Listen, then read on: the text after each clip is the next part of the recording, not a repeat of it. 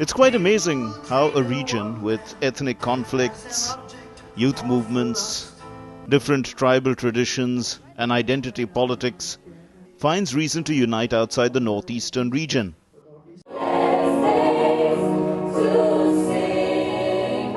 Members of parliament from the region got together at the invitation of the Northeast community in Delhi to express their common cause to develop the region, end the alienation, create jobs, and build linkages with the rest of India. They are the vital role, they are the voicing in the representative of the peoples. So they have a specific powers that they have to voice against to the for the sake of the people, and they have to raise the voice of our rights and the liberties and what the democracy has given us. But because Indian Constitution has given the obligations of fundamental rights and the directive principles has already set up. But what is our space for our right and our entitlements? The people are secondly and minutely killing, and the torture and the rape is happening.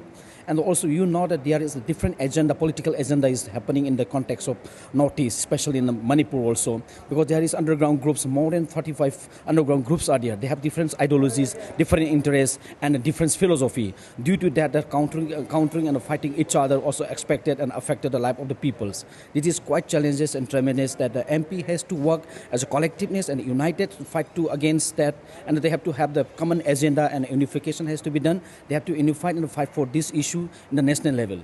सीढ़ियों को उनको मुबारक जिनको छत तक पहुंचना है. हमारा मंजिल तो आसमान है, रास्ता हम खुद बना के जाएंगे. So with that motive, we have to come up very strong. People have got a kind of enthusiasm right from the children, the people in the Northeast. They have a lot of expectations of us, with the hope that the new 16th Lok Sabha will do something for them. The children here have, and the members of the Northeast have done a very good thing, getting all of us together. My priorities would be infrastructure. See, there's so many important factors which we have to take up. But infrastructure is first. Road communications, rail communications, air communications, these are my priorities. Then, of course, the Lokis policy. We have to emphasize on the government that, we have to go towards the east. There's always a saturated point. Now we have a problem of unemployment. We have a problem of, kind of skill development. Our Honorable Prime Minister has replied very specifically and very nicely. And in fact, let us hope that hope that he has on all the people's mind, they turn into reality. But in my opinion, I think, like say the road communications is one very important factor, to take, take up industries and all we have to give to the Northeast. Because unemployment is a very big problem. It's a, kind of a bone of contention. That is why we have a lot of our children in all the cities and towns around India. So I think skill development, we have to give more emphasis to it.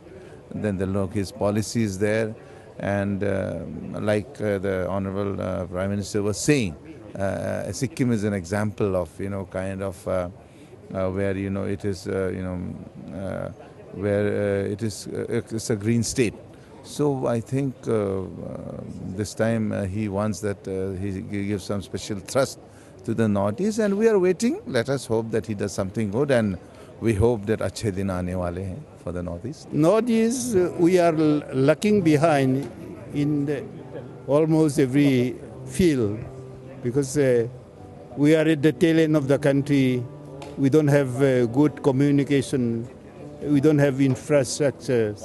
So our main problem is that we don't have good railroad, and we don't have good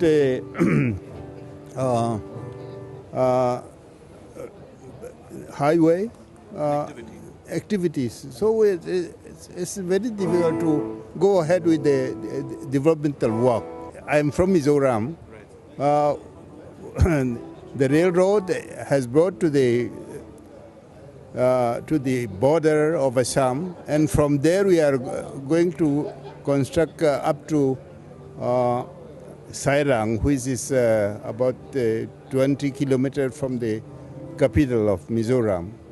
So if we can take up to that, it will be much easier for us to bring our construction materials and other things to the capital and to other parts of Mizoram. You see, we are constructing a national highway up to the Myanmar border where we have seaport. If we can access the seaport, Mizoram will be one of the trade center for the Northeast. What Northeastern region is lacking, that is of the infrastructure. Neither Northeastern region having the abundance of the resources, what not, the potentialities for the hydropower, there are coal, there are uranium, there are natural gas, there are hill, there are the greens and everything. And also the excellent manpower, that is, comparing to the other part of the country, the literacy rate of the each and every Northeastern region is higher than the rest of the country. But because of the infrastructural gap, these resources are being not exploited. So we have been elected, some people are re-elected, some people are newly elected. That is, we are from different parties, but our issues are common. So how could we focus these common issues to this NDA government, and also the policies what earlier they followed? It has been seen that most of the policies could not be materialized that way, because there has been a gap between the northeastern part and the other part of the country. They should understand the crux of the problem is there, their emotion, their culture, and also the geographical other barriers. If this could be overcome, then Northeast could be one of the business hub and one of the export region of our country, and it can contribute to the rest of the country.